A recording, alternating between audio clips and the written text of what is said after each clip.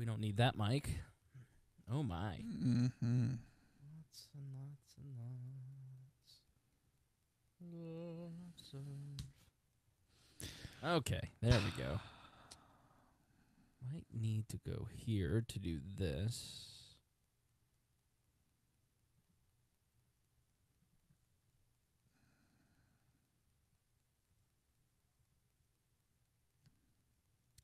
Creator Studio.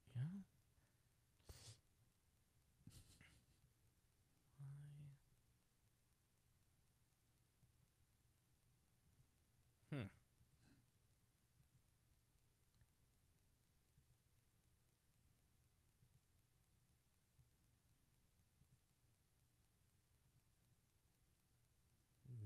Oh, there we go.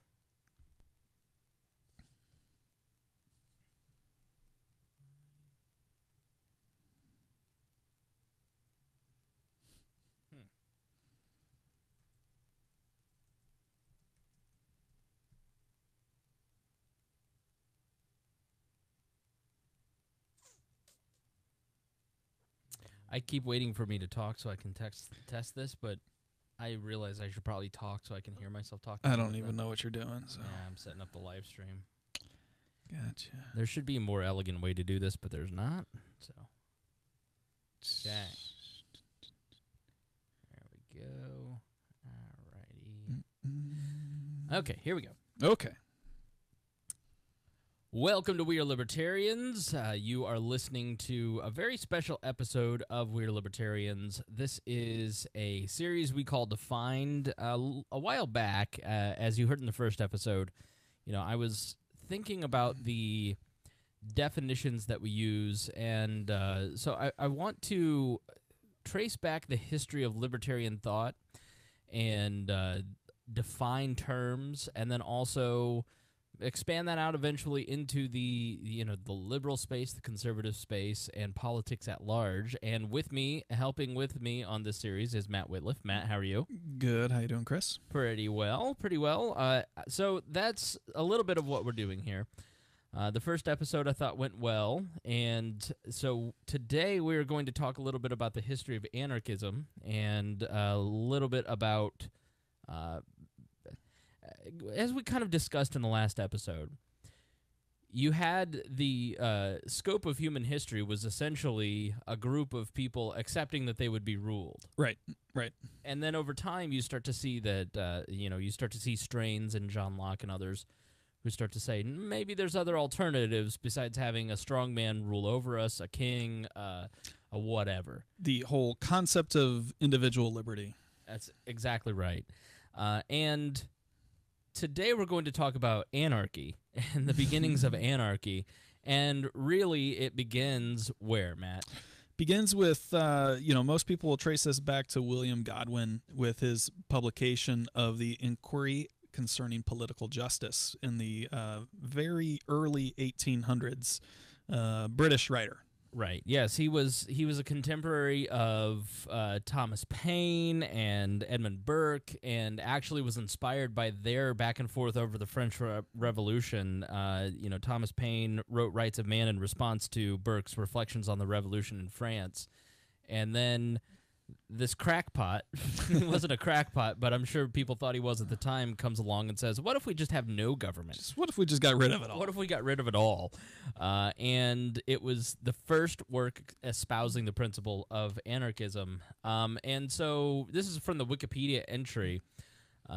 Political justice argues that humanity will inevitably progress. It argues for human perfectibility and enlightenment. McCann explains that political justice is first and foremost a critique of political institutions. Its vision of human perfectibility is anarchist insofar as it sees government and related social practices such as property, monopoly, marriage, monarchy, as restraining the progress of mankind. Godwin believed that government, quote, insinuates itself into our personal dispositions and insensibly communicates to its own spirit to our private transactions. Instead, Godwin proposes a society in which human beings use their reason to decide the best course of action. The very existence of government, even those founded through consensus, demonstrates that people cannot yet regulate their conduct by dictates by the dictates of reason. It goes on, Godwin argued that the link between politics and morality has been severed, and he wants to restore it. McCann explains in Godwin's vision, quote, as public opinion develops in accordance with the dictates of reason, so too should political institutions change until, finally, they will wither away altogether, leaving the people to organize themselves into what would be a direct democracy. Yeah.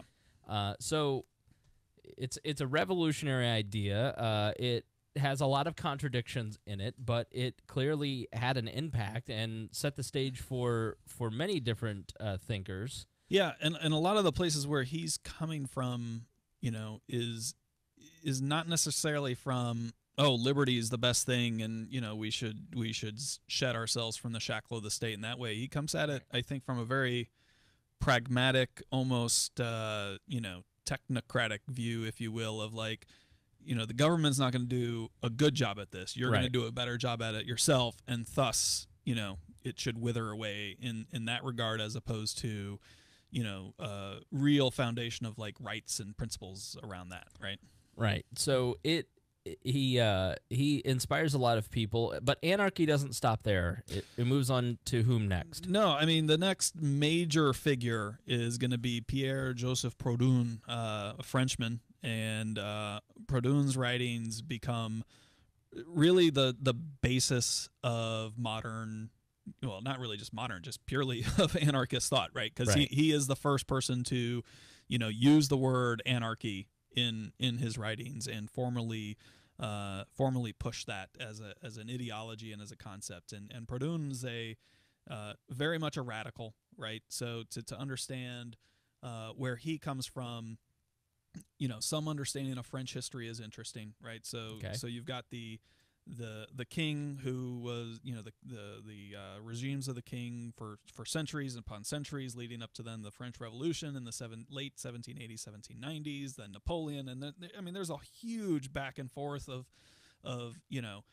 monarchists and then radical republicans and then sort of conservative bourgeoisie kind of aristocrats who are like, let's try to find a balance in between the two, and the pendulum is swinging hard for decades, right? So that you've got restoration of the king, and then they're overthrown again, and through this whole process, Proudhon sees, I think, both sides of it, and is like, there's a different path here, right?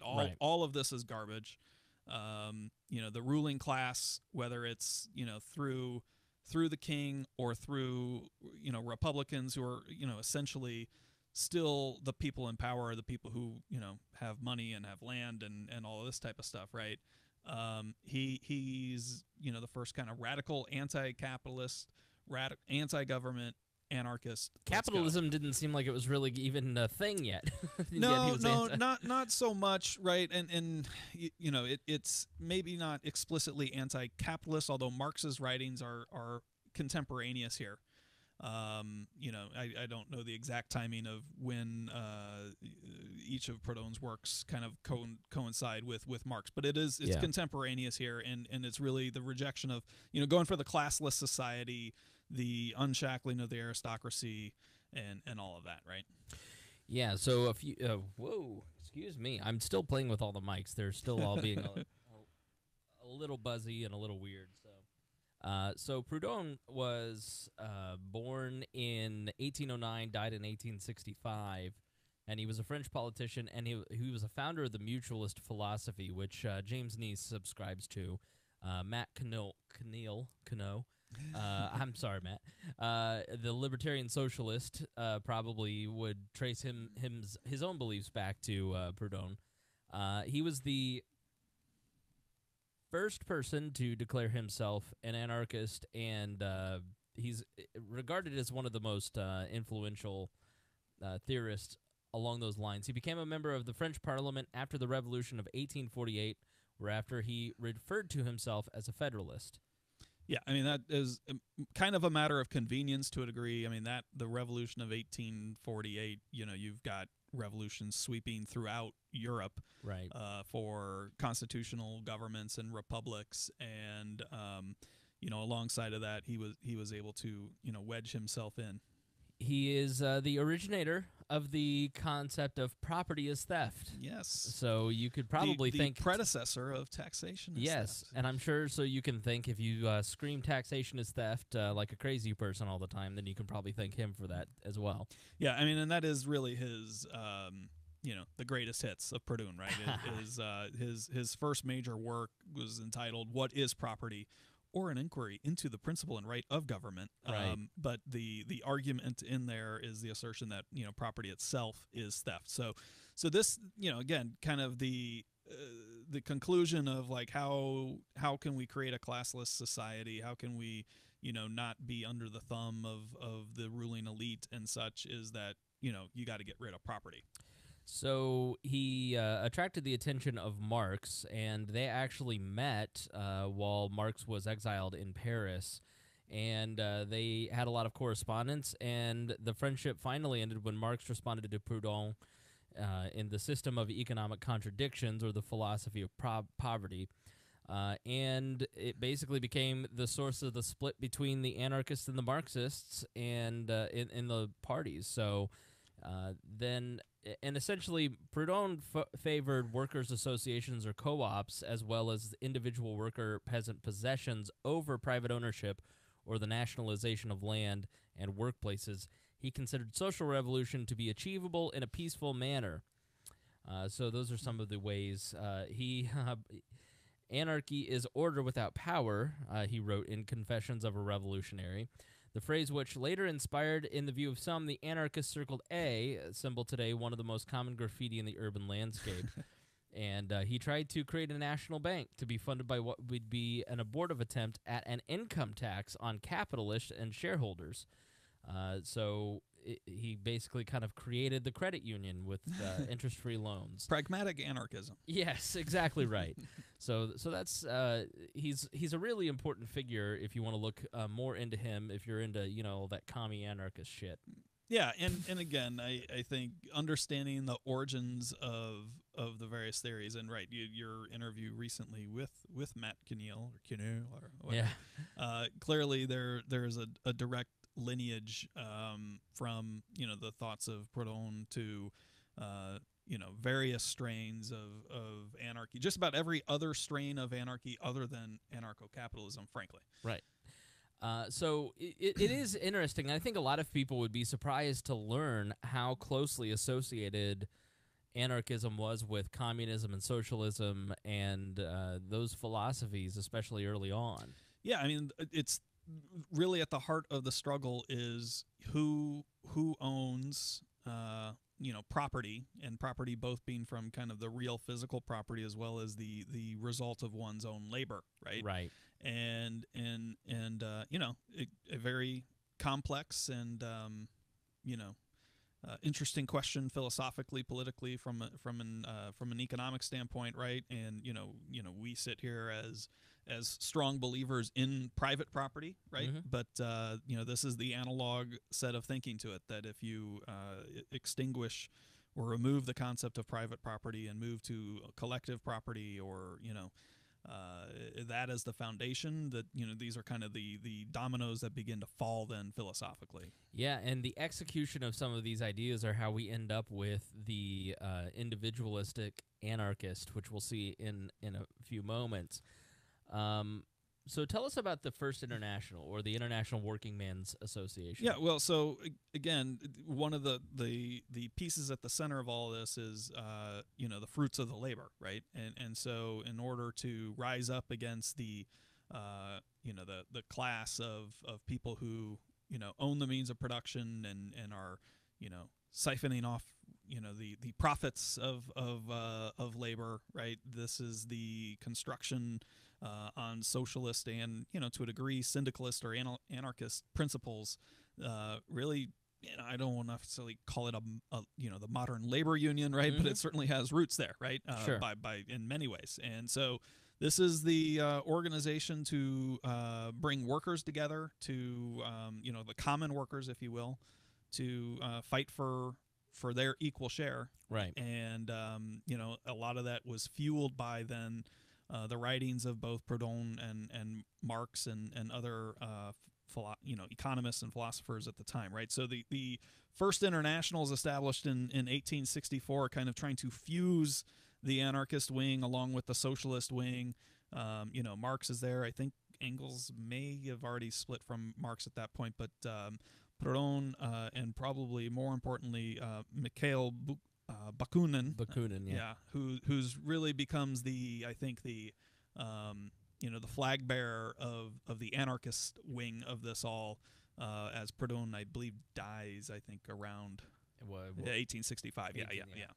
So Bakunin becomes the the figurehead within the working, within this organization from an anarchy standpoint, and Marx from the socialist standpoint. Okay, and that really starts to play it out because ideas sitting in a parlor chamber discussing ideas, or a beer hall, or a coffee shop, or on Facebook even now, a lot of what we've talked about is intellectuals writing to each other, having conversations. But this is where you really start to see a lot of these ideas be applied on the ground in the political movement, and it really plays itself out in something called the Haymarket Affair. So what happened there? Yeah, I mean, so the Haymarket Affair is the antecedent of this in as it spreads internationally, right? So all of this starts in Western Europe, predominantly in France. And a little bit in Russia, right? As Bakunin, German, with Marx, etc., right? And it picks up some steam. And by the late 1870s, there's working man's associations. The International Association has truly become really international and cross Atlantic, and it's here in the U.S. And so anarchy is gaining steam, or more importantly, probably workers' rights, labor rights, and the Haymarket bombing in 1886 happened in Chicago, and up until that point, I think there was a lot of sympathy for maybe not quite full-on anarchism, but certainly the socialist movement around this, and it pretty well gets squashed out pretty hard when many people die in the bombing in Chicago. Well, this is a total setup, to be honest. I mean, if you read about the history of the Haymarket, I mean, you want to talk about false flag attacks. This may be one of the first. It begins where, kind of what's happening, especially in Chicago, if we're talking, you said 1886? I think the actual bombing is 1886, yeah. 1886. You're talking about a rapid expansion. After the Civil War, there's something called the Long Depression. And then out of the Civil War, you have this rapid expansion and a lot of immigration. And, if you've ever read Upton Sinclair's, what was the book? The Jungle. The Jungle. Which was the worst book I've ever read in my life. I hated that book so much. Such a boring book. But, it was such an impactful book at the time because people just didn't have any kind of concept of what it was like working in these slums. And it's sort of funny to see Shameless. It's like the modern, The Jungle, the Showtime's the Shameless show. So, you have people in these slums and they're starting to fight for more rights, one of them being the 8-hour workday. And this is, you always see your Union Democrat friends, on Labor Day, you're like, what's the point of this again? And they're like, well, labor unions gave you the 8-hour workday. Like, yeah, in 1886. Like, yeah. And Proudhon was actually I think it might have been Robert Owen who was the big proponent of this, which we'll talk about him in a moment. But this movement gets started in England and France and Europe and then spreads to here. And so people are fighting for 8-hour workdays as opposed to 12, 14-hour days. Mm-hmm. And they start picketing for better wages, especially eventually once Ford comes along, then it really picks up. But, all through this period of antebellum America and in the progressive era even, you have constant battles between companies and their private security agencies like the Pinkertons, which eventually, the Pinkertons were basically this private security agency who were the police force, the paid thugs, essentially, right. of corporations. So let's say you have a company. Well, they're the ones with guns that kind of keep you in line. And so, go ahead. The anarchist dream. Yeah, exactly right. And then you have strikes, and so these strikes are all busted by Pinkertons, by these private security agencies, and eventually those get reeled in, and the Pinkertons go on to form, what was it, the Secret Service? Yeah, I think so. I think should it have was- said the yes. anarcho-capitalist dream. Yes, exactly. Roving bands of armed bandits. Yes. So we're gonna get hate mail about that one. So in Chicago, you have people living on $150 a day. They're working over 60 hours a week on a 6-day work week, and Chicago becomes a battleground for many of these unions. And employers respond with the anti-union measures and walkouts with firing, blacklisting union members, locking out workers, recruiting strike breakers, meaning headbusters, employing spies, thugs, and private security forces, exacerbating the ethnic tension in order to divide the workers. This is from Wikipedia. I choose that just because it's such a clear explanation and easily accessible for you and me. So you have May Day strikes in October of 1884, and people start preparing for a general strike across the city. And on Saturday, May 1st, thousands of workers went on strike, and rallies were held throughout the U.S. with the cry, 8-hour workday with no cut in pay. And May 1st, by the way, is where almost every other country in the world celebrates Labor Day. Really? Okay. Yeah. Today.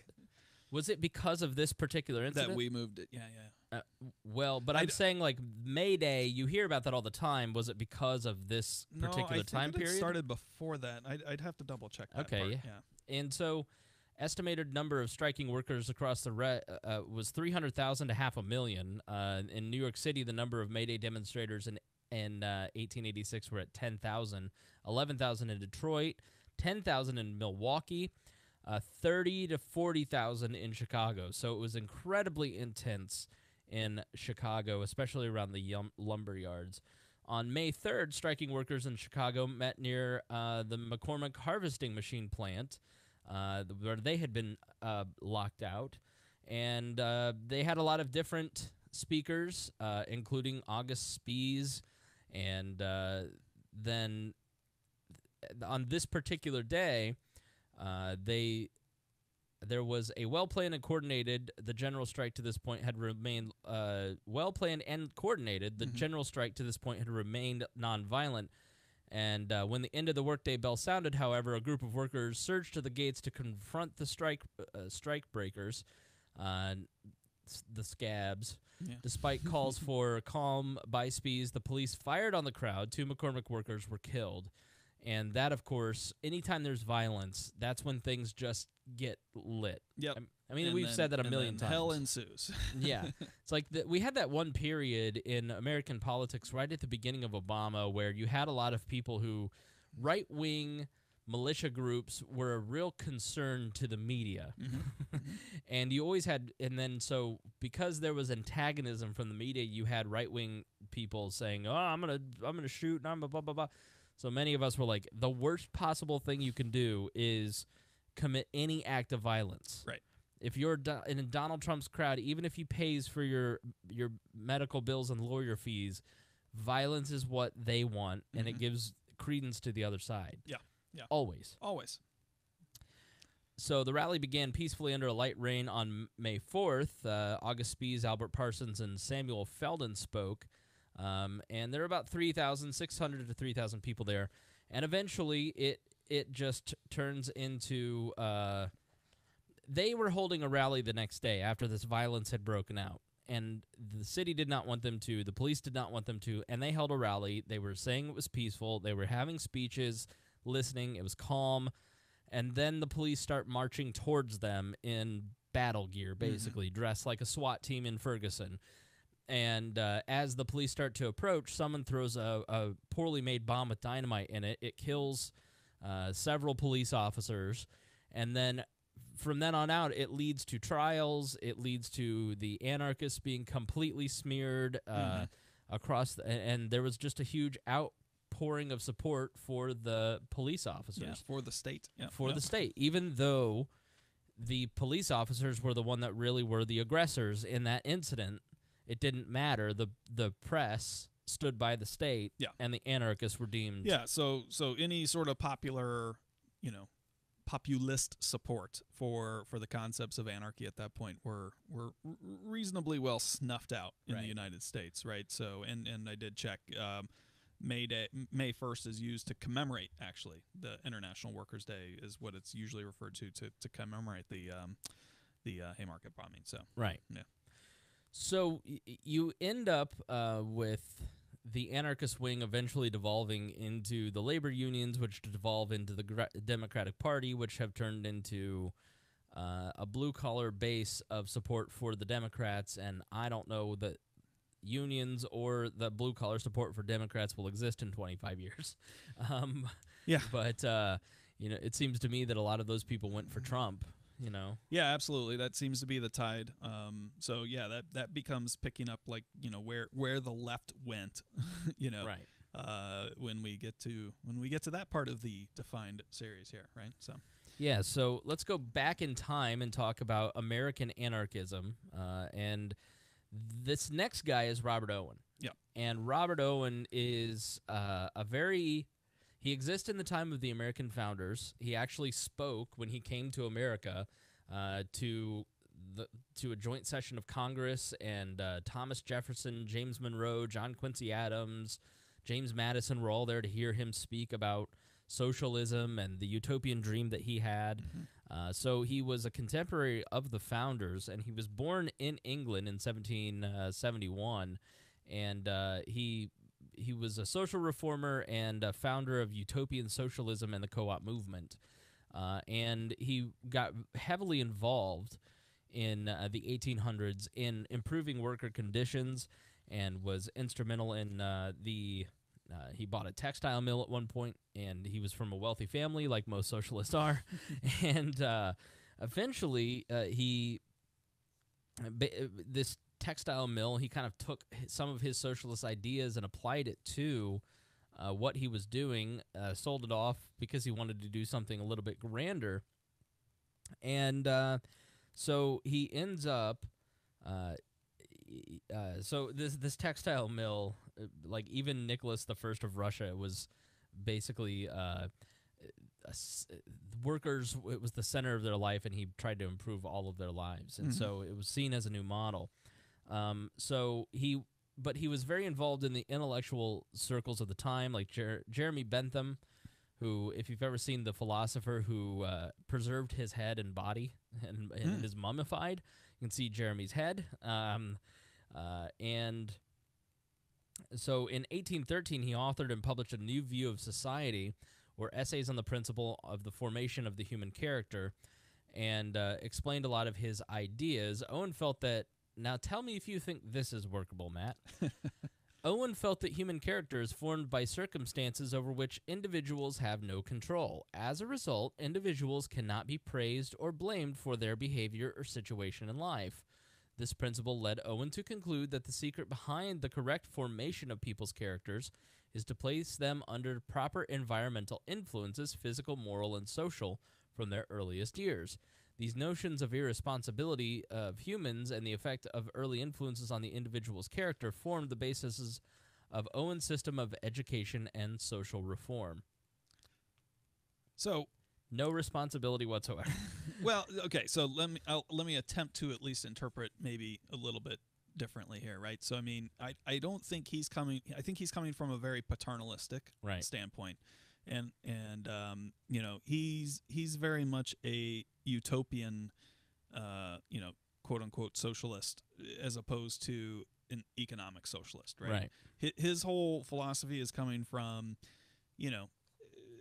people can be swayed in all sorts of different directions, and their life circumstances and the events that come around them, may not really be under their control, and you can't figure out how they're going to act from there, and why blame them, right? So let's get people to live in communities that are well structured, nurturing, cooperative, and caring, so that we all have the right influences around us, and can grow together, right? So I think it's a I think it's a very noble, idea and certainly utopian idea. Can you execute that at grand scale? I mean, that's always the challenge, right? Right. Yeah, so many of the workers that he imported into his factory were orphans. They were thieves, drunks, and basically tried to help them turn their life around, and was somewhat successful in many ways. And he had a huge, based on that paternalistic, he's like, okay, well, we've got all these problems. Why don't we try to weed that out? And he started nursery schools, and was actually, he has a lasting heritage here in Indiana. Sure does. New Harmony. He comes to Indiana at one point, and the Common School Fund in the Indiana Constitution provides that the state of Indiana is constitutionally obligated to fund schools. And that is a piece of his heritage from when he came here. And so eventually he gets the idea that he wants to build a model society for socialism. He wants to implement what he calls a new view of society. Because of the success of his basically charitable business, he becomes kind of a celebrity in both Britain and the United States, speaks to the House of Commons about the poor laws, and basically, because of the Napoleonic Wars, there's not a lot going on, so he says, I'm going to go to America and try something different. And what he wants to build in America, where he can raise the capital, is a community of about 1,200 people, where he says they should be settled on land from 1,000 to 1,500 acres, with all of them living in one large building that had a public kitchen and dining halls. Eventually, he expanded that to 3,000. Owen also recommended that each family should have its own private apartment and the responsibility for the care of their children until they reached the age of 3. Thereafter, children would be raised by the community at large, but their parents would have access to them at mealtimes and other occasions. Owen further suggested that these socialistic communities might be established by individuals, parishes, counties, or other governmental units. In every case, there would be effective supervision by qualified persons. The work and the enjoyment of its results should be experienced communally. Owen believed that this idea would be the best form for the reorganization of society in general. He called his vision a socialistic utopia, the new moral world. He didn't change it for most of his life. He was married to it. And a number of these communities increased. I mean, there were Owenite communities all across. But the first one, and the granddaddy, was New Harmony, Indiana. New Harmony, yeah. I've been to New Harmony, Indiana, and I've seen it. It's a beautiful town in southern Indiana. Kind of, if you think of Indiana like a boot, it's more towards the toe. It's kind of right on the toe by the river. And it was founded by George Rapp's Harmony Society in 1824. They owned the property, and they called it Harmony, and they decided to relocate to Pennsylvania, so Owen took it over in January 1825. And so he goes around trying to gin up support for the idea of this. That's why he was speaking to all of those folks. He eventually convinces a wealthy scientist, philanthropist, and Scot who was living in Philly to join him in New Harmony, William McClure. McClure became the financial partner for this idea, and they eventually attracted scientists, educators, and artists such as Thomas Say, Charles Alexander Lesueur, Madame Marie Duclos Fregatoni. Amongst others, the individuals helped to establish a utopian community right here in southern Indiana, and the Village of Unity and Mutual Cooperation never got built. How long do you think New Harmony lasted, Matt? Boy, I don't know, and I don't have it up on my screen. Okay, so they've got some of the cream of the crop, some of the best in America. They had 1,000 residents by the end of the first year. 6 years? 6 years? Nope. Okay. 2. 2 years. 2 years. 2 years is how long it lasted. One of the members of this socialistic experience, Josiah Warren. Josiah Warren, yeah. One of the participants at New Harmony asserted that the community was doomed to failure due to a lack of individual sovereignty and personal property. In describing the Owenite community, Warren explained, "We had a world in miniature. We had enacted the French Revolution over and over again with despairing hearts instead of corpses as a result. It appeared that it was nature's own inherent law of diversity that had conquered us. Our united interests were directly at war with the individualities of the persons and circumstances and the instinct of self-preservation." Warren's observations on the reasons for the community's failure led to the development of American individualistic anarchism, one of which he was the original theorist. Some historians have attributed the demise of New Harmony experiment to a series of disagreements amongst its members. No S, Sherlock. So, and we were taken there as kids and shown New Harmony. Oh, wow, okay. And I think it was in middle school or high school. It's a long day, but it's a field trip, and it's partially like, here's different theories of government. Okay. But I went to a school that was in a fairly conservative part of the country. Mm-hmm. They're like, yeah, guess what? It didn't work out because people like I had a teacher who was just like, individuals are individuals and communism doesn't work. Right. So Warren, right, is probably the first kind of self-declared, self-identifying anarchist in the U.S. Right.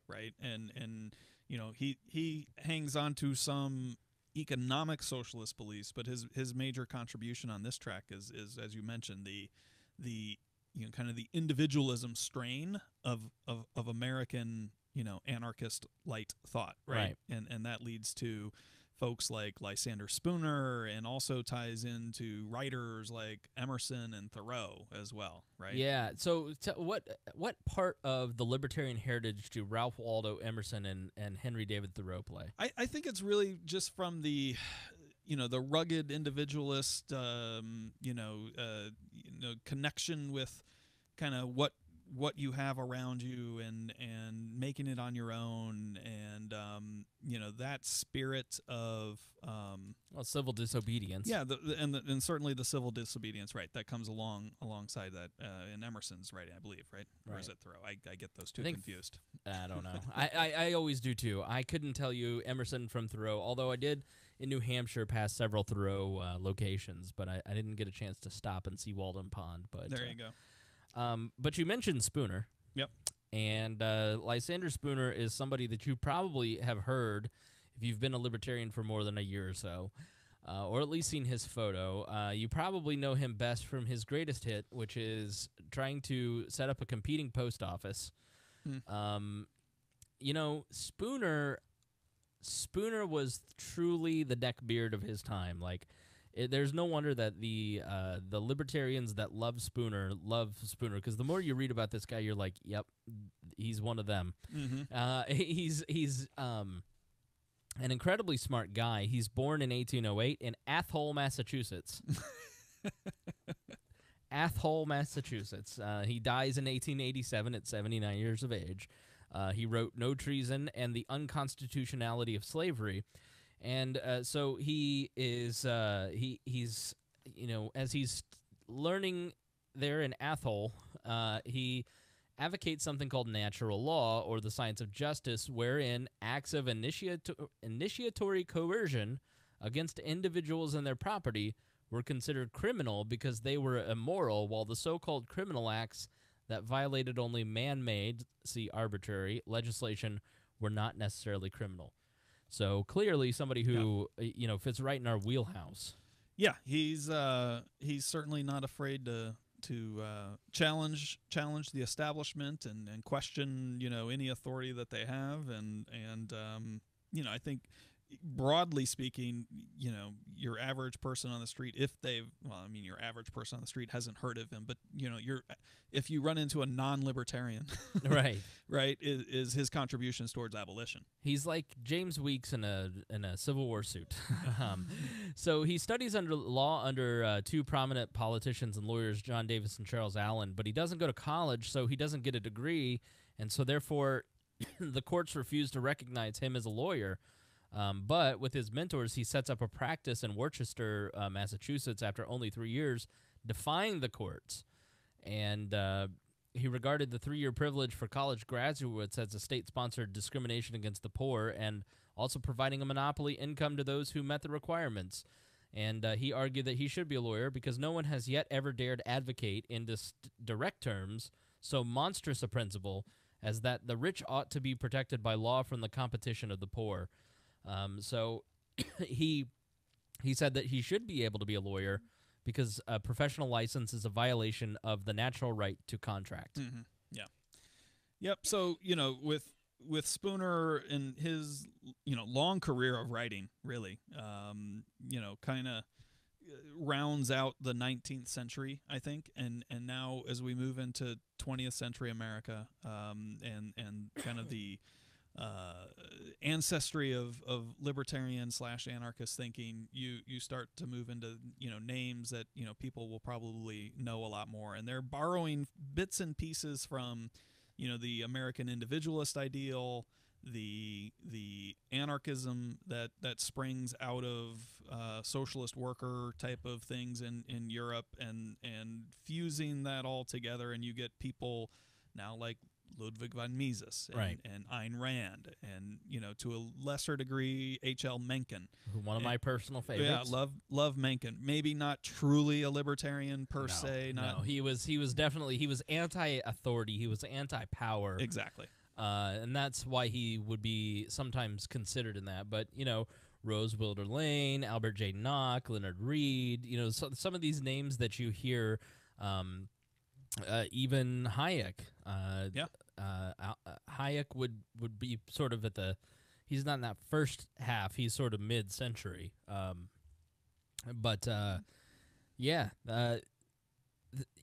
So let me just say, because I don't want to let this go by. There is one of the best things that Spooner did was he was instrumental in the abolition movement. Yeah. And basically wrote the legal. I mean, he was a legal advisor to many runaway slaves. Mm-hmm. He was someone who was writing the legal, the unconstitutionality of slavery was the legal framework. He wrote that in the 1840s. In the 1840s for abolishing slavery. So he was really instrumental in fighting for human freedom for African slaves and Black Americans. So rich heritage amongst libertarians, and Lysander Spooner specifically for that. So let's do this. Let's stop there. Okay. Let's leave the 20th century to the third episode. Yep. Because libertarianism in the 20th century becomes much more complex, and I want to make sure that we're following all of it. But you've got a lot of that's really when libertarianism starts to take hold. If you look over the overarching framework of what we've talked about over the last 300 years, that's when it becomes it moves from those single guys talking back and forth, batting ideas around, then people on the edges of already established political movements, maybe throw in nuggets out there, but they're fringe people. Yes, right. The 20th century is when libertarianism, as we know it here, exactly, becomes a political force. I'm not talking about the Libertarian Party. I'm talking about as a broader philosophical movement, and its application starts getting applied in many different places,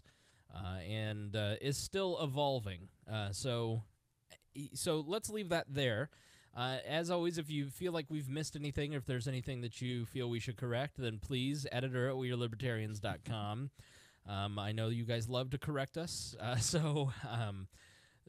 this is not a totally comprehensive thing, but we're trying to give you a quick overview and define sort of the history of some of these terms and where things are coming from.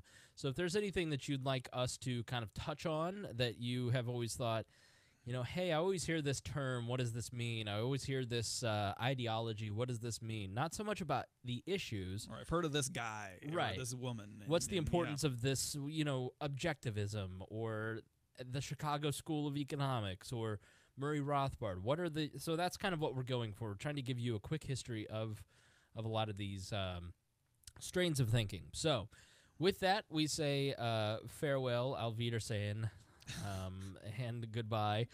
Matt, thank you for... Adieu to you and you and you. Thank you, Matt, for putting together the framework of this. And yeah, no worries. Kind of leading my dumbass towards good show prep. Because without Matt, I'd be lost on this. So, all right, thanks so much for listening, and we will catch you on the next episode of Defined. All right, thank you.